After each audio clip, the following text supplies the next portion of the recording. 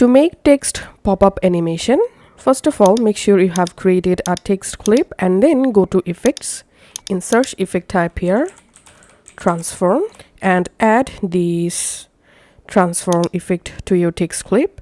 And after selecting the text clip, go to Effect Controls, and here under Transform, you have to enable these keyframe scale keyframe animation. Before that, make sure to put your playhead at the 0 seconds of your clip and then enable toggle animation for scale and give value here 75%, and then move your playhead 3 frames. You can use this right arrow key for 3 times, 1, 2, 3, and then give the scale value 120%, and again move your playhead 3 frames, 1, 2, 3, and then scale value 100%.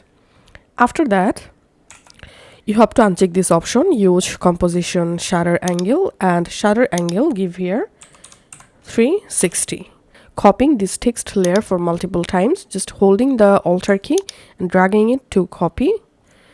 So that's how you have to copy this text layer, and then select the first text clip and under Effect Controls, just right click on Transform and copy this effect.